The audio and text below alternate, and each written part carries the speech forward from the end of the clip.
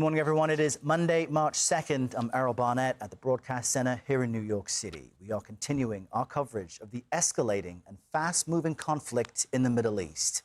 Earlier today, several U.S. warplanes crashed in Kuwait. This new video shows one of the planes falling from the sky. U.S. Central Command says they were involved in what it's calling, quote, an apparent friendly fire incident. All crew members, we're told, survived. The Pentagon confirmed yesterday that 3 U.S. service members have been killed in the war with Iran, marking the first American casualties. Meanwhile, inside Iran, the Red Crescent says hundreds of people have died. Speaking to CBS News on Saturday, President Trump said he believes a diplomatic solution is possible and would be, quote, much easier now because they're getting beat up badly, end quote. Mr. Trump says he believes the operation will take 4 weeks or fewer to complete, and he posted this message online yesterday. Combat operations continue at this time in full force, and they will continue until all of our objectives are achieved. We have very strong objectives. And as you might imagine, the conflict is sending shockwaves throughout the Middle East. At least 31 people were killed in Israeli strikes on Hezbollah militants in Lebanon. This was in response to Hezbollah firing missiles into Israel overnight in retaliation for the killing of Iran's supreme leader. It's unclear who will succeed Ayatollah Ali Khamenei. About 40 other senior members of the Islamic Republic's regime were also killed in the initial onslaught. Iran's exiled prince, Reza Pahlavi, told 60 Minutes he'd like to lead a transition for Iran. Listen. They trust me as a transitional leader, not as the future king or future president or future whatever. I'm totally focused on my mission in life, which is let me bring the country to a point that they can make that free choice. That will be enough for me having said mission accomplished. And we have this development for you in about 1 hour from now. Defense officials are expected to hold a briefing at the Pentagon. And tomorrow, top Trump administration officials are scheduled to brief Congress on these strikes. Democrats and Republicans are largely split on this war and the U.S. involvement in it. Nobody in this country is asking for war with Iran. We're going to have Americans dying, and the end result is going to be hardline leadership continues in Iran, and we don't get rid of their nuclear program. That's a moral and strategic disaster for the country. We would all celebrate if the Iranian people were able to rise up and reclaim their freedom and reclaim their destiny. And as the president said, when he promised help is on the way, help has arrived. And we have team coverage for you on this morning. Ramy Inoncencio is tracking the international fallout from a Royal Air Force base just outside London. Anthony Salvanto is looking at how Americans felt ahead of this war. But let's begin with CBS News correspondent Natalie Brand standing by at the White House. Natalie, good morning. What is President Trump saying so far to select outlets, and why hasn't he or his cabinet been in front of the press as some of them were after the Venezuela operation? Yeah, Errol, we do have news of this Pentagon news briefing next hour this morning when we expect to hear from Defense Secretary Pete Hegseth and Chairman of the Joint Chiefs Dan Kane. But that will be the first time we are hearing from top military leaders since this began, unlike after the Venezuela operation when the president held a news conference, took questions alongside top cabinet secretaries. This time he has just put out 2 pre-recorded videos over the weekend. The latest one coming on Sunday. You played a clip of it in which he said that this operation will continue at full force and will continue until all objectives are achieved. And on Saturday, he said quite clearly that objective is to eliminate, quote, imminent threats from the Iranian regime focused on nuclear facilities, Iran's long-range missiles, and Revolutionary Guard targets and facilities. Now, in a phone interview with CBS News' Bob Costa on Saturday evening, he expressed confidence in the operation so far, calling it a great day for the country and for the world. In a separate phone call with the Daily Mail, that's when he said that this campaign could go on for 4 weeks or so. He also talked about the 3 service members who we've learned have been killed. He called them great people who had outstanding records. In a new video on Sunday, he also said America will, quote, avenge their deaths. Take a listen to part of that portion of this video. Sadly, there will likely be more. Before it ends, that's the way it is. likely be more, but we'll do everything possible where that won't be the case. But America will avenge their deaths and deliver the most punishing blow to the terrorists who have waged war against basically civilization. And in his messages this weekend, the president called on Iran's Revolutionary Guard members to lay down their arms or, quote, face certain death. And he called for the people of Iran to take back their country. Now, he also told CBS News' Bob Costa that he believes there are some good candidates to take over Iran following the Supreme Leader Khamenei's death. But he told ABC News that some of those possible candidates had been killed in the initial attack. One more note. He told CBS that he does believe there's still a pathway towards diplomacy, though Iran's security chief posted a message on social media late Sunday saying that there will be no negotiations with the U.S. All right, important details there. Natalie Brand with the top headlines out of the White House on this war. Natalie, thank you. Let's jump to CBS News foreign correspondent Ramy Inoncencio for more on this conflict. Ramy, President Trump, we heard him warn there that more American lives will likely be lost in this war, and we're seeing the conflict expanding this morning. Tell us about that. Absolutely, Errol. Good to see you. We're seeing the expansion of this conflict in the Middle East, but we're also seeing an expansion of support for the United States from here in the United Kingdom. First off to the Middle East, and we're seeing renewed fighting between Hezbollah in Lebanon and Israel overnight at about 1 a.m. local time. Hezbollah, in retaliation for the death of the Ayatollah, started lobbing rockets and drones into northern Israel. The IDF said that that was a big mistake and has since been striking back. From what we understand, the latest death toll, at least 31 people killed, nearly 150 people wounded, including in the capital, Beirut. Southern Beirut is a stronghold of the Hezbollah leadership. But as I mentioned, there's also this increase in support for the United States as well. Here, we are outside the Royal Air Force Station, Fairford. This is about 2 hours west of London. And the reason we're here is because British Prime Minister Keir Starmer has now said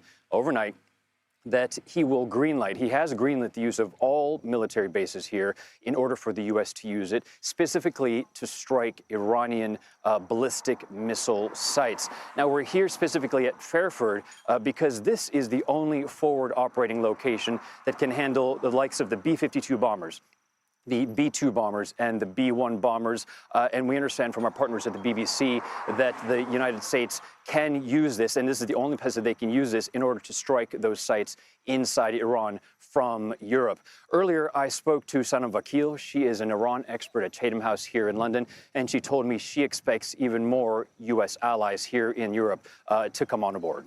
Take a listen. I think it was inevitable that the UK would enter this war one way or another. The longer this war continues, I see more of American, European cooperation emerge.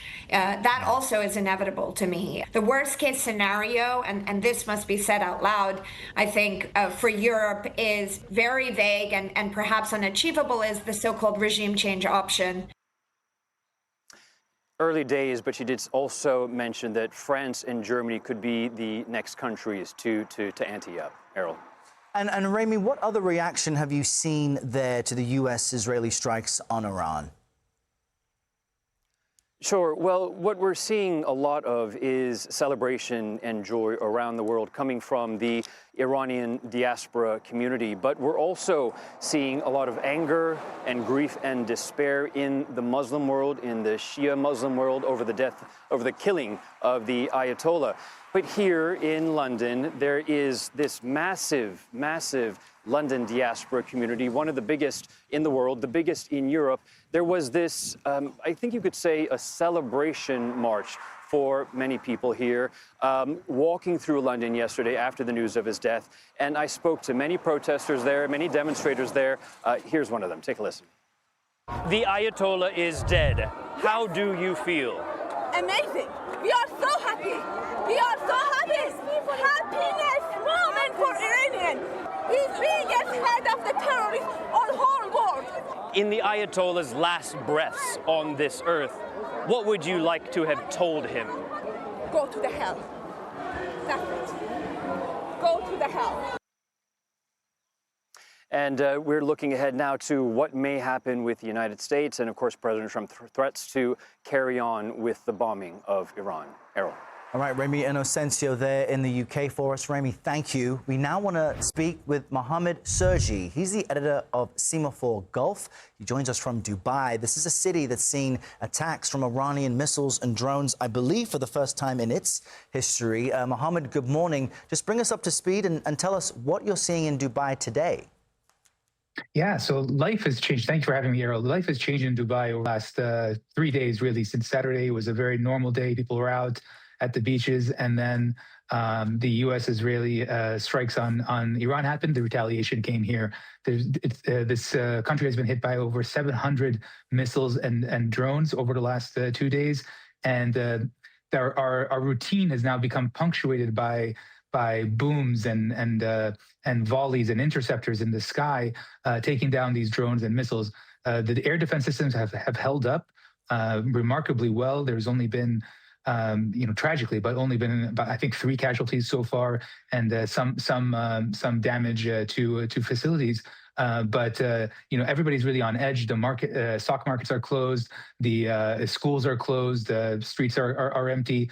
People are worried. And we are told to shelter in place. So that's a kind of a tense moment for us here. Mohammed, I spent about a year of my life based in Abu Dhabi.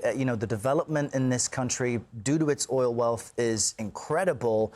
And I saw some recent footage of a main highway connecting Abu Dhabi and Dubai effectively being empty, to your point that people are now sheltering in place. Can you just underscore for our viewers how dramatically different this moment is from anything else people will have experienced in the Emirates? It felt like the first days of the COVID lockdown. That's what it felt like. So people, were out and about. This is you lived here, so it's extremely busy in Dubai at almost 24 hours a day, similar to New York, other major cities. And then within 6 hours, everybody was gone. And it's not necessarily the threat level is incredibly high. It's just nobody expected to see bombs in the air.